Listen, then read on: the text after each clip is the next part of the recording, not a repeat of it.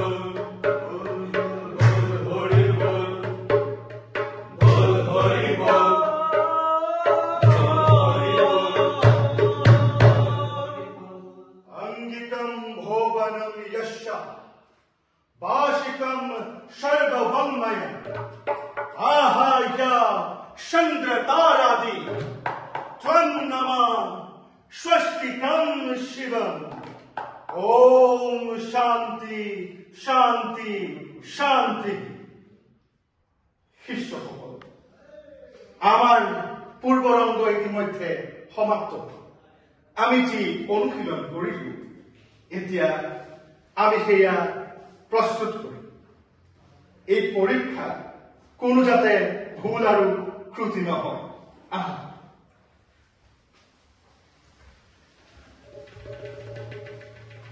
প্ৰণাম গুৰুদেৱ। সদায় দয়াবান হব। কওক ঋষিসকল, আপোনালোক ইয়ালৈ অহাৰ কাৰণ বা কি? গুৰুদেৱ, আপুনি নাট্যশাস্ত্ৰ উৎপত্তি কৰাৰ পৰাই আমাৰ মনত বহুতো চিন্তা আহি আছে, সেয়েহে আপোনাৰ ওচৰত আহিলো গুৰুদেৱ।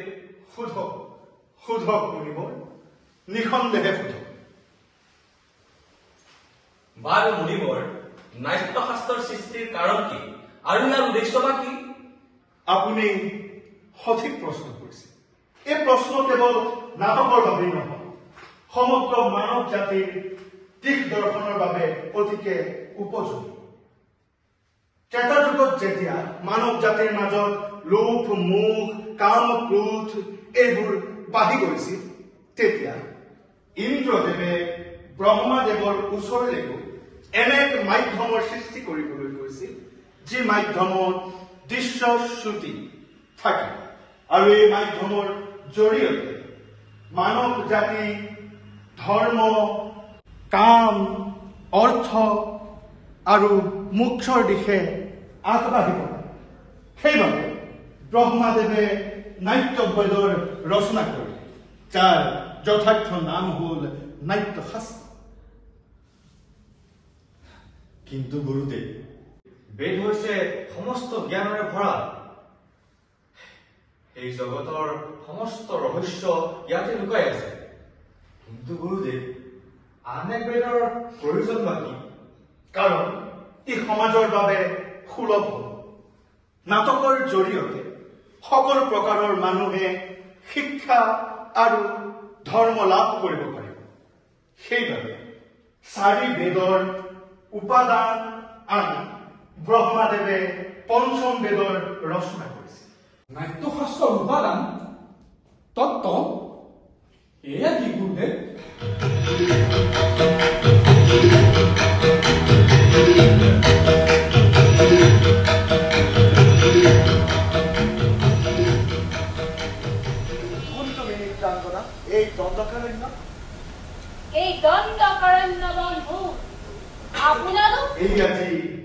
নাটকৰ কথা শুনিছা, এই কথাসমূহ ব্ৰহ্মাদেৱে আনিছে ঋগ্বেদৰ। আৰু যি গীত শুনিছা, সেই গীতসমূহ ব্ৰহ্মা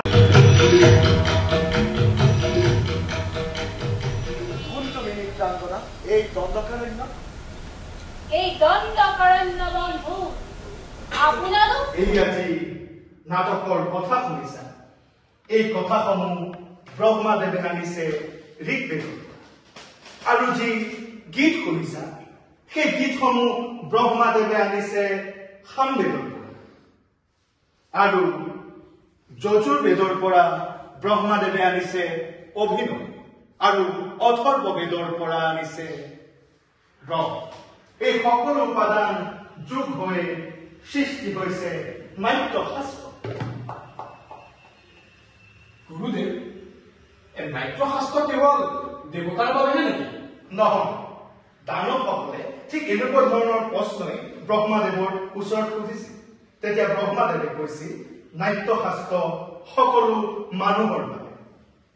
দানৱ, দেৱতা, মানুহ সকলোৰে শুভ অশুভ কাৰ্য নাটকৰ জৰিয়তে দেখুওৱা হয়। মানুহে দুখ সুখ এইবোৰ পাহৰি এই নাটক দৰ্শন কৰিলে মনত শান্তি অনুভৱ কৰে। সেইবাবে নাটক হ'ল এনে জ্ঞান, এনে কাৰ্য যি সকলোতে পোৱা যায়। আচৰিত, লৌকিক অলৌকিক বহুধৰ্মী সমস্ত প্ৰাণী জগতৰ ভাৱনাই প্ৰাণী। হয়, সকলো কলাৰে মুখ্য কলা হ'ল এই নাটক। এই নাটকৰ পৰাই সকলো কলাৰ জন্ম হৈছে। গুৰুদেৱ, নাট্য শিল্প হৈছে অদ্ভুত জ্ঞান। যিদৰে মানুহক জীয়াই ৰাখিবলৈ উশাহৰ প্ৰয়োজন, ঠিক সেইদৰে শিল্পৰ প্ৰয়োজন। কিন্তু গুৰুদেৱ, আমাৰ সমাজে ইয়াক গুৰুত্ব সহকাৰে নলয় কিয়?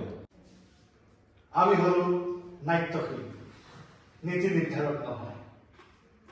নাট্য শিল্পই হ'ল আমাৰ প্ৰধান ধৰ্ম।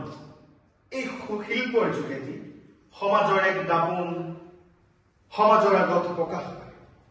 সেইবাবে এই শিল্পৰ যোগেদি আমাৰ পৃথিৱীখন এদিন স্বৰ্গলৈ ৰূপান্তৰিত হ'ব।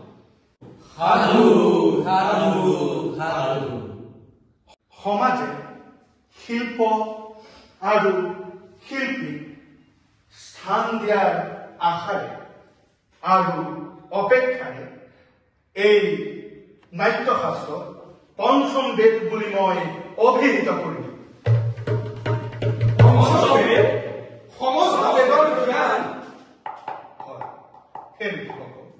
মোৰ নাট্যশিল্পী পুত্ৰসকল আপোনালোকক আদৰিবলৈ অপেক্ষা কৰি আছে। ব'লো আমি সকলোৱে আগবাঢ়ি গৈ নাটক দৰ্শন কৰোঁ। ব'লক গুৰুদেৱ। এই ৰাষ্ট্ৰৰ উন্নতি হওক, সকলোৰে আশা পূৰণ হওক, আনন্দ জগতত সৃষ্টিৰ সদা সম্পূৰ্ণ হৈ থাকক। এই ধৰিত্ৰী ফলে ফুলে জাতিষ্কাৰ হৈ থাকক। ওপৰত স্বচ্ছ আকাশ হওক, সজ্জন সদায় নিৰ্ভীক হৈ থাকক আৰু দুৰ্জনৰ নাশ